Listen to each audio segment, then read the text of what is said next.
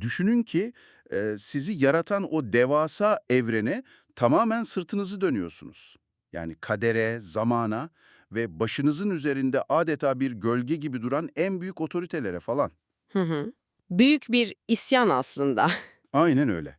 Çizilmiş tüm o yolları, size biçilen rolleri elinizin tersiyle itip tamamen kendi kurallarınızla sıfırdan bir dünya kurmaya karar veriyorsunuz. Eğer böyle bir şansınız olsaydı o dünya neye benzerdi? Muhtemelen çoğu insan sorunsuz bir yer hayal ederdi. Yani evet, herkesin uyum içinde yaşadığı, acının ve kederin olmadığı kusursuz bir ütopya mı tasarlardınız? Yoksa kendi zaaflarınızla, çelişkilerinizle dolu, kaotik, adaletsiz ama her köşesinden yaşam fışkıran bir yer mi olurdu? Kesinlikle ikincisi daha gerçekçi geliyor kulağa. İşte Goethe'nin Prometheus fragmanını mercek altına aldığımız bu derinlemesine analizimize hoş geldiniz. Çünkü spoiler vereyim, Goethe'nin yarattığı bu evren ilahi bir mucizeden çok test edilmemiş kaotik bir yapay zekayı kendi haline bırakan o asi yazılımcının laboratuvarına benziyor. Bu çok iyi bir benzetme ve hemen en baştan o klasik beklentiyi de yıkalım bence. Bugün tanrılardan ateşi çalıp insanlara hediye ettiği için kayalara zincirlenen o hani hüzünlü ve kurban rolündeki mitolojik kahramandan bahsetmiyoruz. Doğru, o versiyonu hepimiz biliyoruz zaten. Aynen. Goethe'nin kaleminden çıkan Prometheus çok daha radikal, çok daha tehlikeli bir figür. Karşımızda otoriteye başkaldırının felsefi haritasını çizen, yaratıcılığın doğasını sorgulayan ve en önemlisi insan olmanın o kusurlu, karmaşık ama muazzam derecede tutkulu halini bir manifestoya dönüştüren bir deha var. Metni okurken o isyan hissi gerçekten sayfadan taşıp yüzünüze çarpıyor. Sıradan bir kuralları çiğnedim hikayesi değil bu. Asla değil. Ortada varoluşsal çok katmanlı bir meydan okuma var. Eserin hemen başındaki o sarsıcı yüzleşmeyi ele alalım mesela. Tanrıların elçisi Merkür sahneye giriyor. Merkür burada sadece bir haberci değil, statükonun o sarsılmaz hiyerarşinin vüzuk bulmuş hali. Kesinlikle o sistemin ta kendisi. Yani özetle Prometheus'a haddini bil, ailene yani baş tanrı Jüpiter'e itaat et mesajını dayatıyor. Ama Prometheus'un ona verdiği cevap bütün o Olimpos mitolojisini temelinden sarsacak cinsten. Ne diyor peki orada tam olarak? Kendisini şekillendirenin Jüpiter ya da ebeveynleri olmadığını, asıl efendilerinin mutlak zaman ve kader olduğunu haykırıyor. Bak bu argümanın tarihsel ve felsefi ağırlığı inanılmazdır. Prometheus, Merkür'ün temsil ettiği o dikey hiyerarşiyi alıp yatay bir düzleme hapsediyor. Dikeyden yataya geçiş. Öyler. Şunu söylüyor aslında. Sizin o yüce, dokunulmaz, her şeye gücü yeten tanrılarınız var ya, onlar da tıpkı benim gibi zamanın ve kaderin kölesidir. Tanrıların dünyayı ve gökyüzünü yönetme iddialarının altındaki kibriyi paramparça ediyor. Vay canına. Siz de sonsuzsunuz, ben de sonsuzum diyerek ilahi bir üstünlük kurulamayacağını, herkesin aynı kozmik çarkın bir parçası olduğunu ilan ediyor. Okurken bana mitolojik bir destandan çok şey gibi geldi bu durum. Yani devasa ve hantal bir holdingden olaylı bir şekilde ayrılan o öfkeli kurucunun hikayesi gibi. Ha evet, harika bir örnek. Olimpos dediğimiz o bürokratik şirket yapısının kanatları altından çıkıp hani sizin o şatafatlı binalarınız, ünvanlarınız umurumda değil, ben kendi garajımda kendi krallığımı kuracağım diyen bir asi. Ve şirkette panikliyor tabii. Aynen, şirkette ona panik de ama biz seni yetiştirdik, kaynaklarımızı sana açtık falan diye baskı kurmaya çalışıyor. Prometheus ise o korumacılığın altındaki ikiyüzlülüğü yüzlerine vuruyor. Beni korumadınız, kendi korkularınızdan dolayı beni kontrol altında tutmak istediniz diyor. O kurumsal yapı tam olarak da böyle bir panikle hareket ediyor zaten. Merkür'ün tehditleri işe yaramayınca sistem hemen B planını devreye sokuyor. Uzlaşma ve asimilasyon. En tehlikelisi. Kesinlikle. Sahnede Prometheus'un kardeşi Epimetheus beliriyor bu sefer. Tanrıların teklifi çok net. Olimpos'un zirvesini onunla paylaşacaklar ve dünyayı birlikte yönetecekler. Rüşvet teklif ediyorlar yani. Bildiğin rüşvet. Sistem o asi girişimciye bir anda yönetim kurulunda bir koltuk, bir CEO'luk teklif ediyor. Onu sistemin bir parçası yaparak ehlileştirmeyi umuyorlar. Ve Prometheus bu teklifi öyle bir reddediyor ki onların benimle paylaşacakları hiçbir şey yok diyerek bütün köprüleri atıyor. Ortada müthiş bir sınır çizme durumu var. Evet, çok keskin bir sınır. Kardeşine diyor ki benim olanı benden alamazlar, kendi sahip olduklarını ise korusunlar. Tam bu noktada kardeşi şaşırıp "Peki senin olan nedir ki?" diye sorduğunda o sihirli kelime ortaya çıkıyor. Etki alanı. Aynen, kendi etki alanı. Almanca metindeki o kelime çok kilit. Wirksamkeit. Yani eyleminin, yaratıcılığının, varoluşunun gerçekten bir anlam ifade ettiği, nüfuz edebildiği o özel alan. Sadece ona ait olan alan. Evet, Prometheus evrenin hakim olmakla falan ilgilenmiyor. Tanrıların o her şey bizim, her şey bir bütün şeklindeki emperyalist ve sahte teklifini elinin tersiyle itiyor.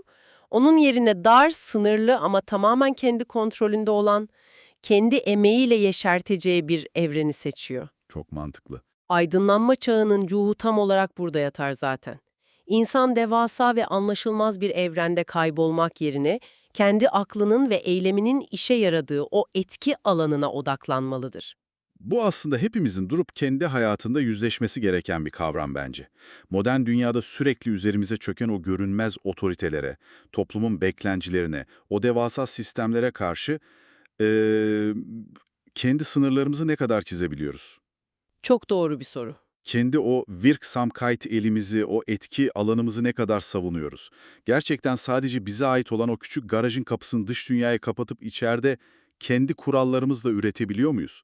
Prometheus'un burada yaptığı şey sadece bir isyan değil, aynı zamanda bireysel bağımsızlığın bir manifestosu. Kesinlikle öyle. O bağımsızlığı ilan ettikten sonra da bir sonraki kaçınılmaz aşamaya geçiyor zaten. Kendi dünyasını inşa etmeye. İşte ama tam bu yaratım sürecine girerken metinde beni ciddi anlamda duraksatan, hatta kafamı karıştıran bir karakter var. Minerva, yani bilgelik tanrıçası. Evet, okuyucuları hep şaşırtır o kısım. Bekle dedim, Minerva Olimpos'un bir parçası değil mi? Prometheus bir yandan sistemi yıkmaktan, Jüpiter'i reddetmekten falan bahsedip, diğer yandan sistemin baş tanrıçalarından biriyle nasıl bu kadar yakın, bu kadar işbirlikçi olabiliyor? Bu büyük bir çelişki değil mi? Dışarıdan bakıldığı öyle görünüyor, evet. Ama Goethe'nin burada çok ince bir felsefi oyunu var. Prometheus, Minerva ile olan o derin bağını anlatırken çok kritik bir ifade kullanır.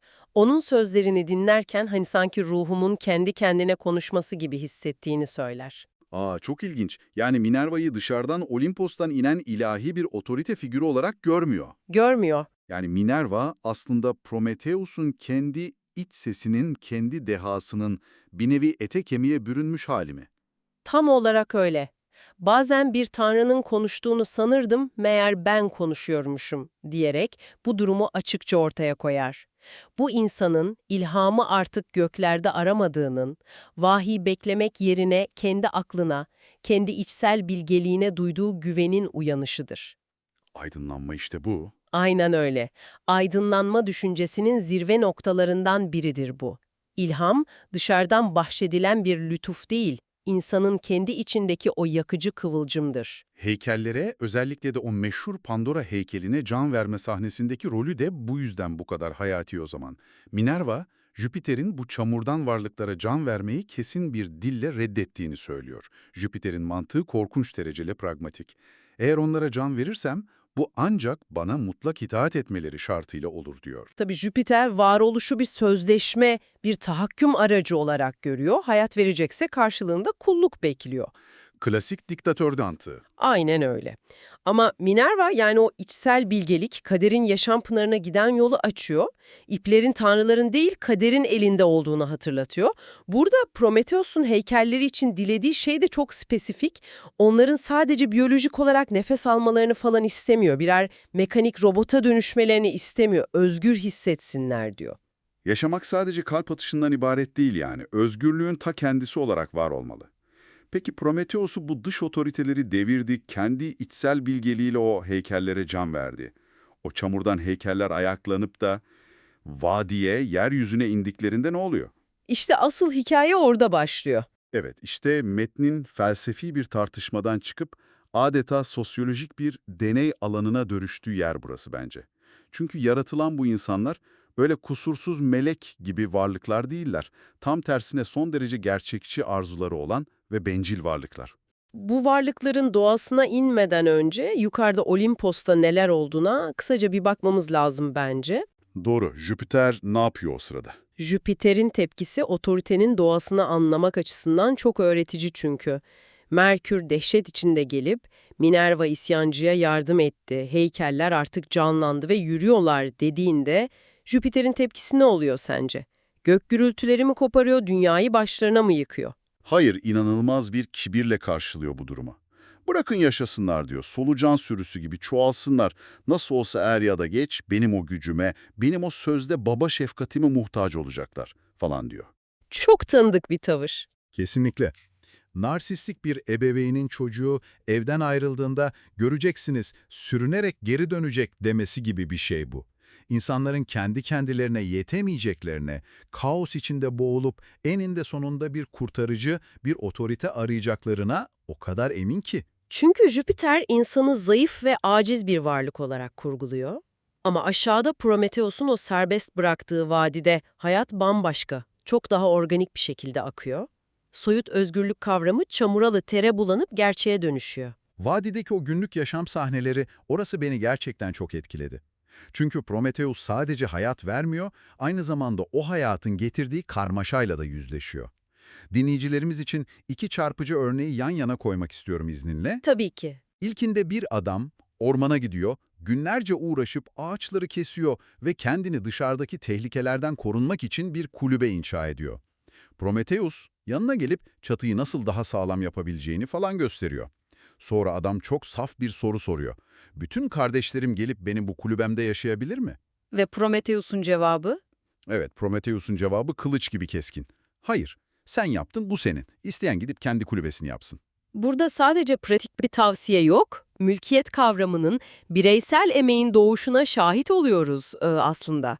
Prometheus komünal ve herkesin her şeye sahip olduğu o sahte ilkel ütopya fikrini reddediyor. Emek harcayanın, üretenin o emeğin sonucuna sahip olması gerektiğini söylüyor. Bu birey olmanın ilk adımıdır. Ama birey olmanın sınırları çatıştığında ne olacak? İşte ikinci örnek tam da bu çatışmayı, işin karanlık yüzünü gösteriyor bence. Keçi hikayesi. Aynen. Bir adam gece boyunca Sarp dağlarda dolaşıyor, kan ter içinde kalıp vahşi bir keçiyi yakalıyor. Tam onu ehlileştirip kendine yiyecek yapacakken başka bir adam çıka geliyor. Hiçbir emek harcamamış, sadece fiziksel olarak daha güçlü. İlk adamın başını taşa çarpıp keçiyi şiddetle zorla çalıyor. Mağdur adam da kanlar içinde doğrudan yaratıcısına, Prometheus'a koşuyor. Otoriteden yani babasından adaleti tesis etmesini, o hursuzu cezalandırmasını falan bekliyor. Beklentisi Jüpiter gibi bir tanrının yapacağı şeyi Prometheus'un yapması, gökyüzünden bir yıldırım inmesi ve hırsızın küle dönmesi falan. Tam bu noktada Prometheus'un tepkisizliği beni çok şaşırttı ama gerçekten hiçbir şey yapmıyor. Evet, hiç müdahale etmiyor. Bu durumu bir video oyunu tasarımcısına benzetiyorum ben. Sanki devasa kuralsız açık dünya bir hayatta kalma oyunu tasarlamış ve oyuncuları o dünyanın içine fırlatıp bırakmış.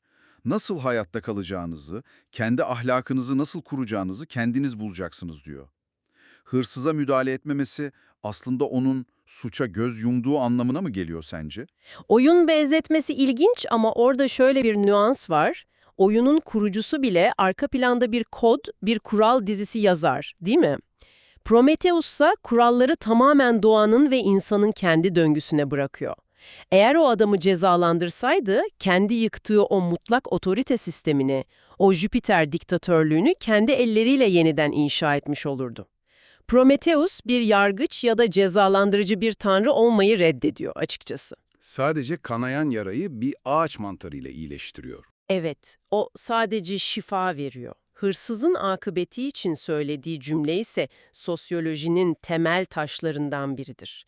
Eğer onun eli herkese karşıysa, herkesin eli de ona karşı olacaktır. Doğal bir yasa bırakıyor geriye.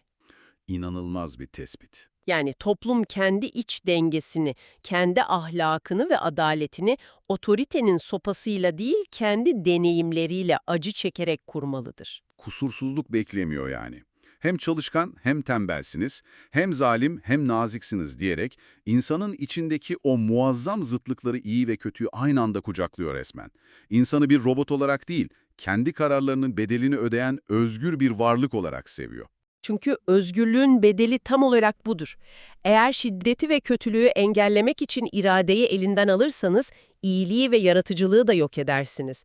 Prometheus insanların birbirlerine hatta hayvanlara olan benzerliklerini, o hayvani içgüdülerini falan bir kusur olarak görmüyor. Aksine bu doğallığı göklerdeki o steril, yapay ve hissiz yaşama tercih ediyor. Fiziksel hayatta kalmayı, mülkiyeti, şiddeti çözdük diyelim. Peki ya insanın iç dünyası, duyguları? Bence Prometheus çözdüğü bu dışsal kaostan çok daha büyük bir kaosu insanın kalbine, zihnine yerleştiriyor. Bu derinlemesine analizin en vurucu, beni en çok sarsan noktasına geliyoruz şimdi. Pandora'nın sahnesi. Evet, metnin zirvesi orası. Dış dünyadaki hayatta kalma savaşından insanın o uçsuz bucaksız, kontrol edilemez içsel ve duygusal dünyasına geçtiğimiz an. Pandora bir gün ormanda dolaşırken iki genci Mira ve Arbar'ı gizlice izliyor. Ormanın derinliklerinde iki insan inanılmaz bir tutkuyla birbirlerine sarılmış durumdalar. Ama bu öyle sakin, romantik bir kucaklaşma değil. Adam kızı adeta ezercesine kollarında tutuyor, kız kendinden geçiyor, ağlıyor, dudaklarından sanki ruhunu içine çekmek istercesine neredeyse vahşi diyebileceğimiz bir şiddetle öpüşüyorlar. Çok yoğun bir sahne. Pandora bu yoğun, kontrolsüz duygusal patlamayı gördüğünde dehşete düşüyor.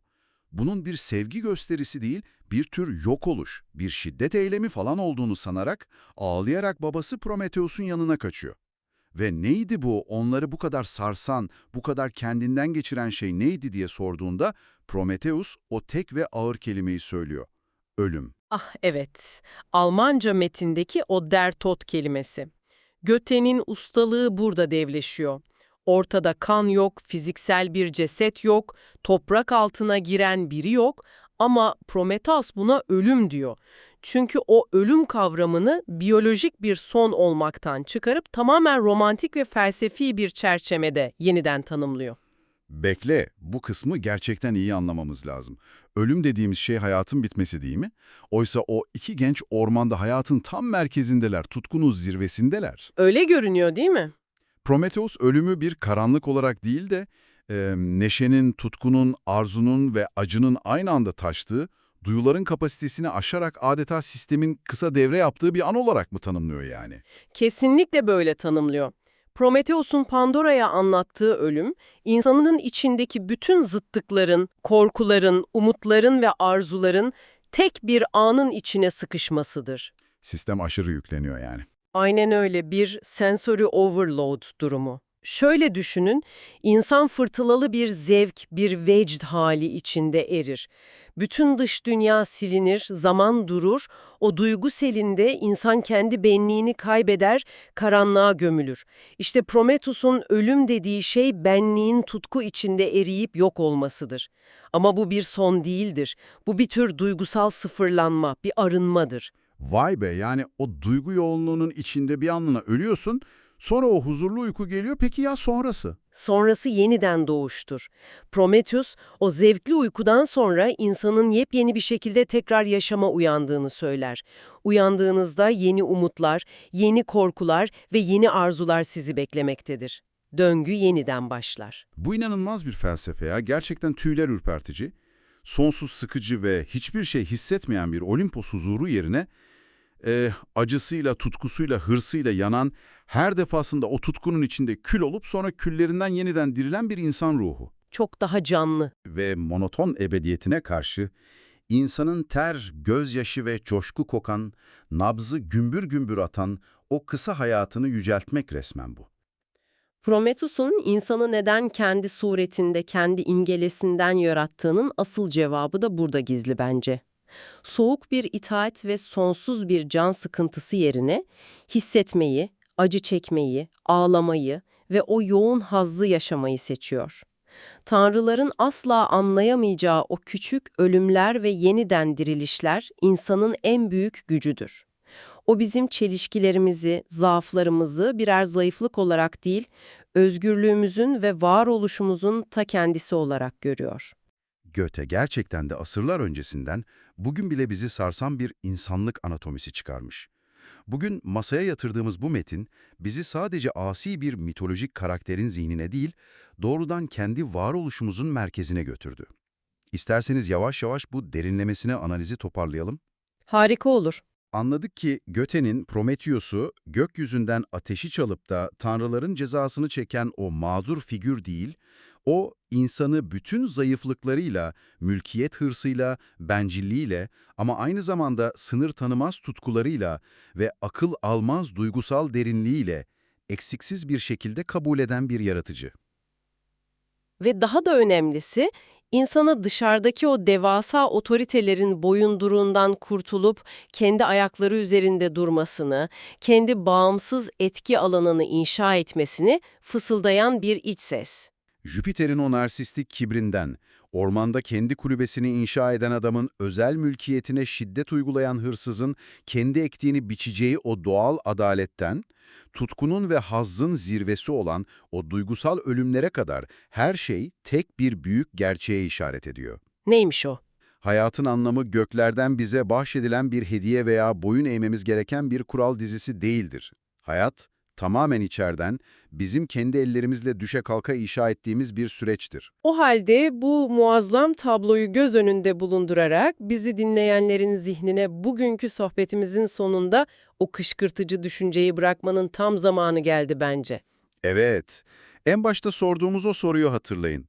Sizi yaratan her şeye sırtınızı dönüp kendi kurallarınızla bir dünya kursaydınız demiştik.